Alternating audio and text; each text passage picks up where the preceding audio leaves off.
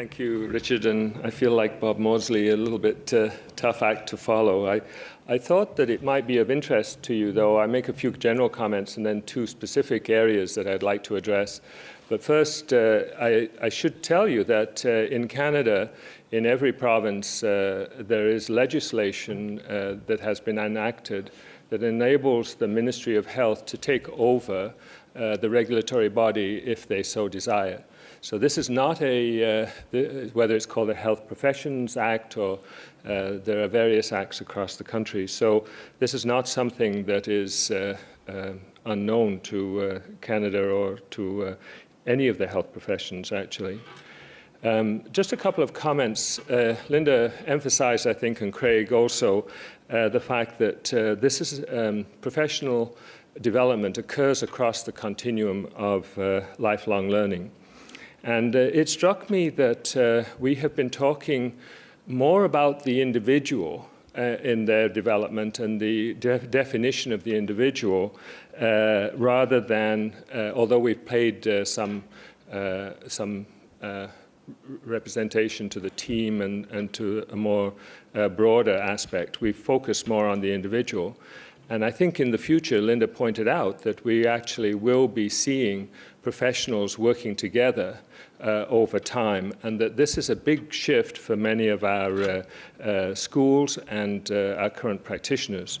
And certainly from an educator's point of view, I've certainly observed that there's an intrinsic conflict between what we think of in terms of socializing a professional within our educational environments and what we expect in terms of the function of that professional in a care environment. And I think this is part of what Judge Davies is pointing out, is that we do have this conflict, and we see in our everyday life, the surgeon in the operating room, role models that are negative role models. And our students and our fellow professions see these negative role models as well. And I was reminded by Salim's Berhold story that I too, a few years earlier in '69, had the same experience, whereas on my first day, Friday the 13th, actually, I was left alone to manage a patient on the ward with the expression, well, it doesn't really matter. And it was a nurse who guided me through the treatment of that individual. And just like Salim, we are not alone when we face this. And I think that we haven't really looked at this in any great detail. And teams and functioning teams is learned behavior.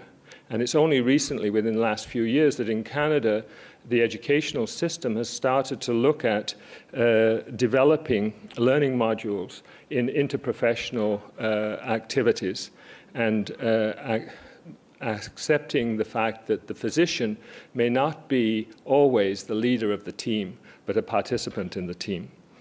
And I think that we have overlooked a little bit the team's role in supporting professionalism and really enabling and challenging the behaviors that we want to help mold, and to really identify that disruptive behavior. The problem is that disruptive behavior requires organizational support. So those of you who've ever been clinical chiefs know that when there is disruptive behavior, something needs to be done about it. If it's ignored, then obviously that behavior is perpetuated. And as a former chair of a Department of Medicine, not the first person I have had to discipline because of disruptive behavior. So those are a couple of general points, but I want to mention two points, really. Bob and Craig emphasized the fact that we are notoriously poor self-assessors, and Linda touched on that as well. And I think that there is a role for really assessment within the development of the continuum, and Craig mentioned this. At Medical Council in Canada, we demonstrated that our test committees can develop very effective questions around the knowledge behind professionalism. And that these knowledge questions, and we published on this, are valid, they're reliable, and they're discriminatory. And I think we have to remember that knowledge is an underpinning of all of these competencies, and we don't really want to throw out some of the assessment modalities that are easy to administer and give us good results along with all the others. People have mentioned Maxine Papadakis' work. The interesting thing from her presentations and her papers to me is that those behaviors were noted in medical school, but nothing was done about it. And where is the assessment in that process? And we've talked about the multiple mini interviews. Kevin Eva from McMaster has been following these students, and one of the things that he has found is that you can identify compassion, you can identify respectful behavior within group activities. And it'll be interesting to see if these are actually followed through in life practice. One of the things, though, that I think we focus in is assessing the individual.